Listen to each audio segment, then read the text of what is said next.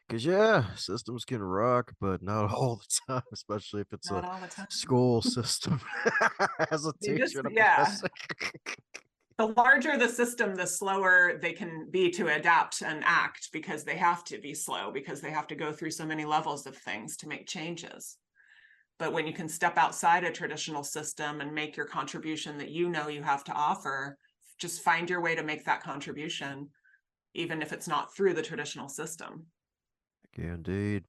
So, right, indeed. Why move like a snail when you can move like a Ferrari, right? Right? It's our choice. That's right, indeed. That's right, indeed. So, my goodness, I definitely got to have you back in the future, indeed. That went by fast and I freaking expected. We're Right? darn near hour on. At I least. know, we're just going. And yeah, a part 2 sounds great to me anytime. Well, I guess in the meantime, before part 2, folks need to follow you and all the stuff that you do after hearing part 1 today. So for those who need to do just that and cop some copies of your magical book, what's the best way for folks to do so? I mean, Amazon, Kobo, Barnes and Noble, the biggies, it's online. If you're in an economic situation or a location where it's not feasible to get a print book, get an ebook. It's $4, get that ebook, order a book however you can. If you can't afford the book, go on my YouTube channel. I'm teaching a lot of that content through videos as well. And they're both called high value writing, so it's easy. Woo! Well, there you have it, folks. That high value writing. Oh, that's right indeed. She'll get you having 8-pack abs, if not 9-pack abs of writing, and your writing will be helping folks to feel like they had a whole bowl of weed. That's right indeed. That's right indeed. It'll be the That's good great. weed, the high value weed, the viable weed. That's right We'll put indeed. the high Right. value writing. Yeah, that's right indeed. That's right indeed. You'll imagine Aaron as a giant, wonderful Buddha statue, but a lot more chiseled and a lot more attractive. One hopes, right? Yeah. Versus one of the statues we might find in our gardens. Yes. There you go. So you're there, right, folks. Put Aaron in the garden of your mind. Help you get your writing with high Get it value. growing. Indeed. There you go. It's growing. That's right. Plant the seeds, folks. That's right. Plant those seeds. They'll grow like a tree, and then you might even row your boat. Right. That's right, indeed. Because they're floating each other's boats right now. Mhm. We're all afloat. There you go. Will there be root beer in this float? Yeah, right. What kind of ice cream are we talking about here? Oh, hey, what's your favorite? Well, I like caramel, but I always find it interesting that a couple hours from me in Gilroy at the Garlic Festival, they have garlic ice cream. I don't know how that would be in a root beer float, though. Right. I'm more of a caramel girl for ice cream. Yeah. Yeah, caramel, French vanilla, Rocky Road. Yeah, garlic. No, I don't know any vampires around me, so I'm staying away from So garlic you don't ice need cream. it. Yeah, you don't need that ice cream. Well, before Dracula comes out the hood from his castle and tries to ride a camel and jump into the conversation, any parting words before we close up shop, Aaron? Not really, folks. Just remember, there's no one right way to write. If you have a thought and it's logical, you might just be right. Try it out in your writing. It's okay to take risks. Just pretend, if you're worried before you send an email, pretend like you're the reader. When you read your email out loud in your mind, do it in a snarky voice, just in case your reader is in a snarky mood when they read it. Make sure you haven't said anything that might sound weird in a snarky voice. Check your email before it goes out. Check it for tone, though, not just correctness. If you're hearing this part of the episode, that means you're one cool individual. Thanks a bunch for tuning in, and if you enjoyed what you heard, be sure to share it with at least one other person in your network. Bonus points for 3. And be sure to check out the backlog too while you're at it, because there are hundreds of wonderful episodes to choose from as well.